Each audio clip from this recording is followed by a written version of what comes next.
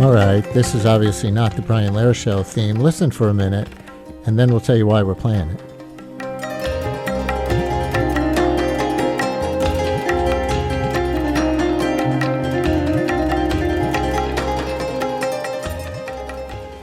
That's good, right? Now we're beginning a little mini-series on some of the lesser-known music worlds of New York City. Not the top-of-the-charts types of music, but some of the groups supporting styles of music that maybe could only be found in a city like ours, right?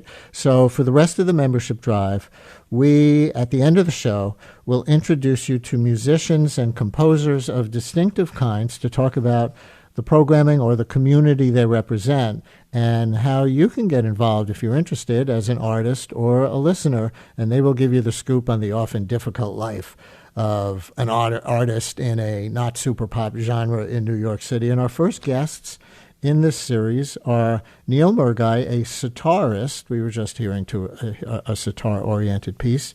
Sitarist, overtone singer, percussionist, composer, and teacher, and Roshni Samlal, a Trinidadian tabla player, composer, and teacher. They are the artistic directors of the Brooklyn Raga Massive. The Brooklyn Raga Massive, a Raga-inspired musicians collective, and we heard a little of their music coming in. So, Neel and Roshni, welcome to WNYC. Thank you so much for joining us today. Thank you so much, Brian. Thank you for having us. Neel, you want to introduce people who don't know to what Raga music is? Sure, I'd be happy to. Raga literally means that which colors the mind. So it can be conceived of as like a painting in your mind where each note is a different color, a different mood, a different feeling. And then you string them together. More practically, it's a scale, and the scale can be different ascending or descending, say major ascending or minor descending, something like that. And that's the form for the classical music in South Asia. I'm going to go right on to another selection of your music. This is from Brooklyn Raga Massive's In D. And for some of you who think that sounds familiar, it does. It sounds like the minimalist composer Terry Riley's iconic In C. And as you may recognize if you know In C, that is intentional. That's right.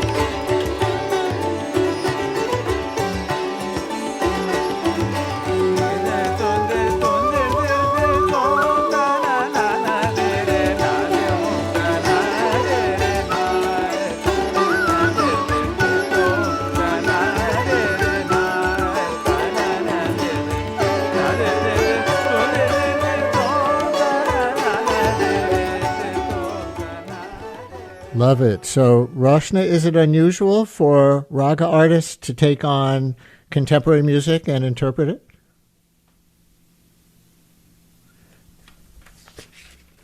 Roshni, Brian, do you want to answer that?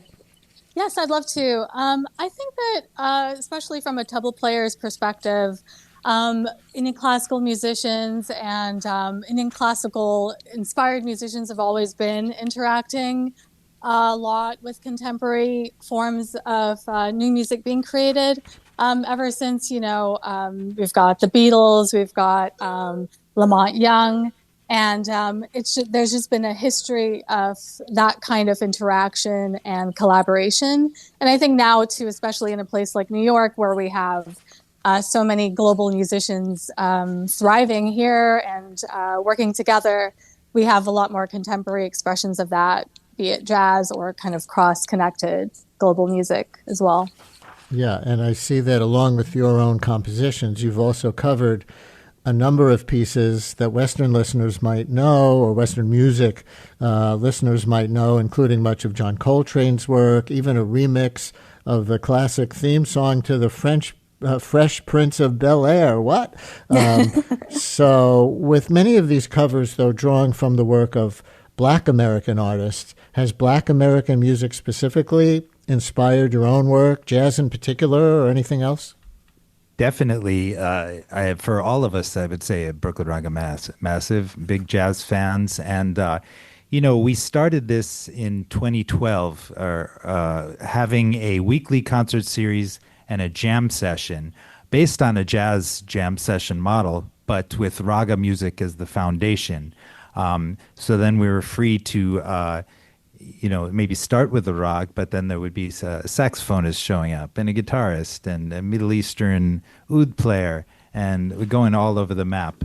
But jazz has been fundamental to what we're doing, and that's why we also, we're inspired to do some of John Coltrane's music, because he is famously took a lesson or two with Ravi Shankar, the famous Indian sitarist, and was inspired by Indian music. And of course, Alice Coltrane went way beyond that and really was inspired by Indian music. So we're bringing it full circle in our tributes to John and Alice Coltrane. Roshni, I know both you and Neel are teachers as well as composers and performers, so I'm wondering how much is education a part of the mission of your collective? And are the younger generations interested? Because some of our older listeners may be hearing all of this and saying, yeah, I've heard Raga music, I remember Ravi Shankar, but the kids aren't interested in that. I think that I'm definitely starting to see and feel the momentum of new interest, people who grew up, even older students, in addition to younger children who want to carry on, that connection with the tradition. And the more this music gets spotlighted, I think, and the more sort of work and theory that's being generated about like how the music's put together, I think that people have a lot of interest in learning about the history, where did it all come from? And even a lot of femmes now within the percussion world too. I'm noticing like a lot more women are learning. So I do think that there's a lot of expression of interest, and that it'll keep growing for sure. Neel, as one of the founding members of Brooklyn Raga Massive, which I see has been around for 14 years, I mean, that's an impressive feat for any business in New York City. And Roshni just said it's growing. Have you seen big changes in the music scene in New York over that time? And how have you made it survive 14 years? Definitely big changes. And I've been playing music in New York since '98. So really over that time, so many venues have come and gone. Honestly, that's one of the biggest things, the biggest challenges is to find a good relationship with the venue, and that venue does not close down and stays open. And we've been fortunate to have our what was once a weekly jam session, now monthly, in many different venues around the city. Currently at Barzak Cafe, beautiful small place in Brooklyn. And, that's been really, at the pandemic, of course, changed everything a lot. We went from having our weekly concert at least once a week, probably many times, twice or three times a week, to fully online. And then we had this very strong community that we had built around these sessions, and that community kind of dissipated in the pandemic. And but I have noticed and been encouraged that there's a new generation of younger musicians who are coming in, and they're participating in our jam. And every time we have the jam, there's somebody new. I just moved to New York, so I have hope for the future, definitely. And Roshni, just in our last 20 seconds, I happen to know that this Friday there will be a tribute to your fellow tabla player, the late great Zakir Hussain at Carnegie Hall, who I happen to be a big fan of and have seen twice in the year before he died last year. How much of an impact did his playing have on you? Roshni? Changing to have... hello? Yeah, go ahead. Sorry, we've got 10 seconds. So. Yes, it's been a life-changing experience learning of his work. And I grew up as a child in Trinidad, listening to him play. I was able to be in his camp that last year in August, right before he left us. And, I know for myself, globally, he's just been such a great influence and, kind of cosmically raised the bar, So we're grateful for all he's left for us. Roshni, Samlal, and Neel Murgai, artistic directors of the Brooklyn Raga Massive. You can find their work at brooklynragamassive.org. It's been a pleasure having you both on the show. Thank you, Brian. Thank you so much for having us. Allison Stewart's going to be talking about a lot of music, too.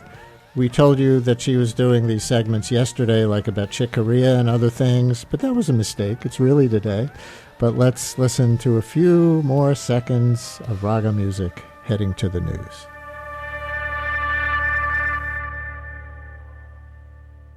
Since WNYC's first broadcast in 1924, we've been dedicated to creating the kind of content we know the world needs.